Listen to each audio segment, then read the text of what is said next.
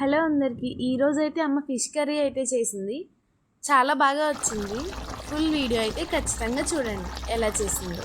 చేపల పులుసు, గోదావరి సస్సులు. సరే అయితే ఫస్ట్ ఏం చేయాలి? ఫస్ట్ చింతపండుని తీసుకున్నాను. ఇదే కొంచెం వాటర్ పోసుకుని నానబెట్టుకోవాలి. ఉల్లిపాయ కట్ చేస్తున్నాను.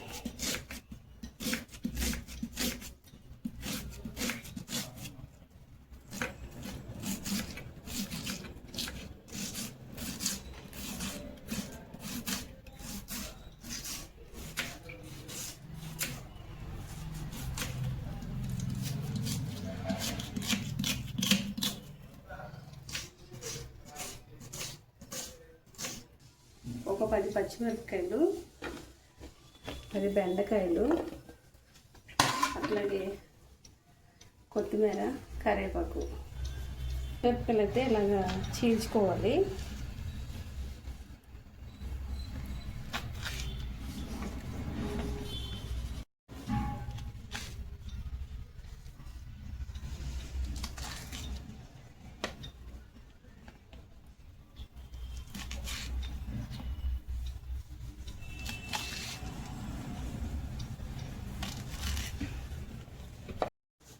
నేనైతే పచ్చిమిరపకాయలు ఎక్కువ వేస్తానండి. మీరు కావాలంటే కొంచెం తక్కువ వేసుకోండి. నాకు ఎక్కువ వేయటం అలవాటు. ఈ సైజు బెండకాయలు అయితే తీసుకోవాలి. ఈ 2 ముక్కల కింద అయితే కట్ చేయకూడదు. ఇట్లా ఘాట్లు పెట్టుకుంటే సరిపోతుంది. ఇట్లా పెట్టుకోండి, ఘాట్లు చాలు.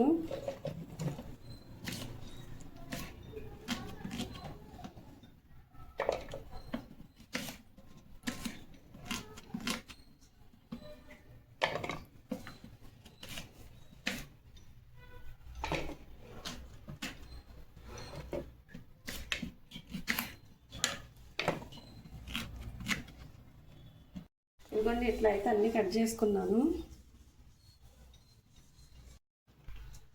చేపల పులుసు చేయటానికి ఇట్లాంటి దాకోటి తీసుకోండి. ఇదిగోండి, ఈ చేప అయితే తీసుకున్నాం మేము. అయితే ఇట్లా ఈ ముక్కలన్నీ వేసుకుంటున్నాను.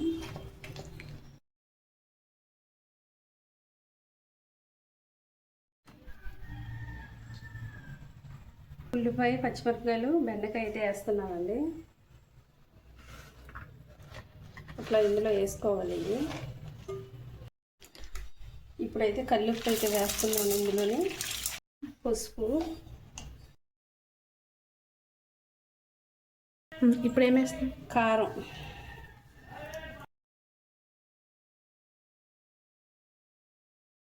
అయితే వేస్తున్నానండి ఇందులోని.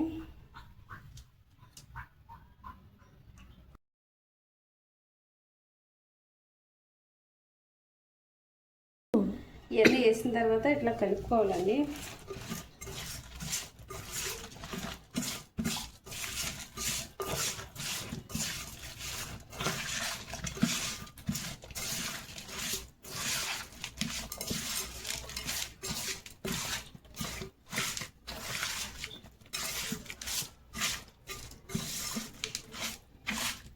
వేసుకున్న తర్వాత కలుపుకున్న తర్వాత వాటర్ అయితే పోయాలండి. ఇప్పుడు పోస్తాను. వాటర్ అయితే పోస్తున్నానండి.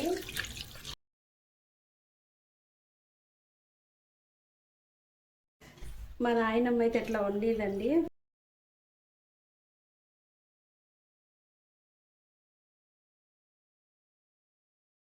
కలుపుకోవాలండి. ఇట్లా ఒకసారి ట్రై చేయండి, చాలా బాగుండిద్ది.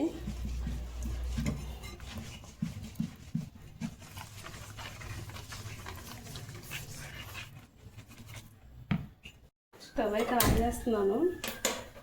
హైలో అయితే ఉంచుకోవాలండి. ఇట్లా మూత ఒకటి పెట్టేసుకుందామండి పైన. అందులోకి అయితే మసాలా అయితే తీసుకుంటున్నాను. ఎల్లుల్లిపాయ ఒకటి అయితే తీసుకోవాలి. ఇవన్నీ కొంచెం ధనియాలు, జీలకర్ర అయితే ఇంత తీసుకుంటున్నాను. అందులోకి కొంచెం వాటర్ అయితే వేసేసి ఇందులో మిక్సీ అయితే పట్టేసుకుందామండి. ఎల్లుల్లిపాయలు, ధనియాలు, జీలకర్ర అయితే ఇట్లా మిక్సీ అయితే పట్టానండి. ఇది ఒకసారి కూర అయితే ఉడికిందో లేదో చూద్దామండి.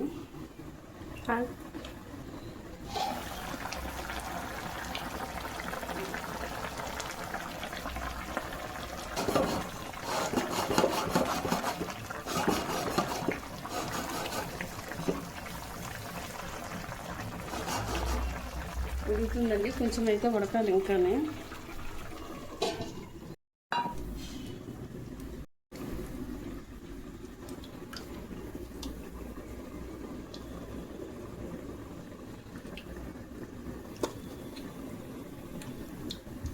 అవన్నీ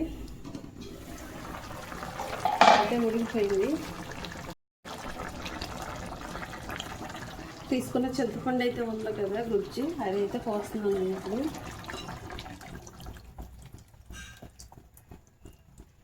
చింతపండు గుజ్జు అయితే వేసాం కదండి, గట్టిగా పెట్టకూడదు. ఇట్లా రెండు పక్కలు పట్టుకుని ఇట్లా తిప్పుకోవాలి.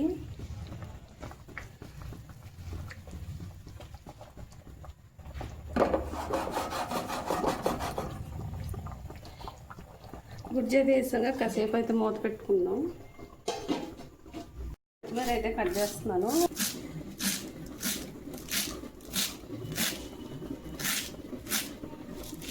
రెడీ చేసుకున్న మసాలా అయితే అందులో వేసేద్దామండి.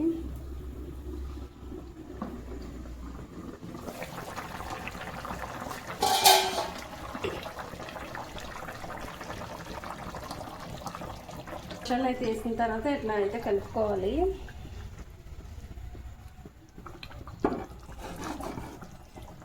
కరివేపాకు కొత్తిమీర అయితే కూడా వేస్తున్నాను. ఇది వేసేసి మూత అయితే పెడుతున్నాను. ఇట్లాగా అయితే మంచిగా వస్తుందండి. ఒకసారి అయితే చూద్దాము ఉడికిందో లేదో.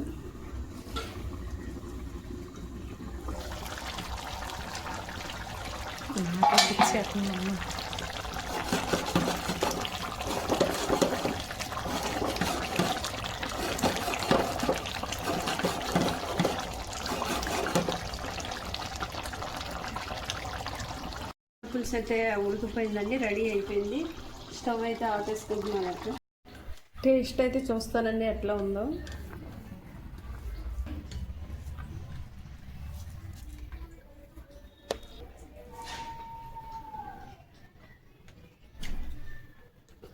బాగుందండి. చేప కన్నా ఈ బెండకాయ అయితే చాలా టేస్ట్ అనిపిస్తుందండి ఇందులోని.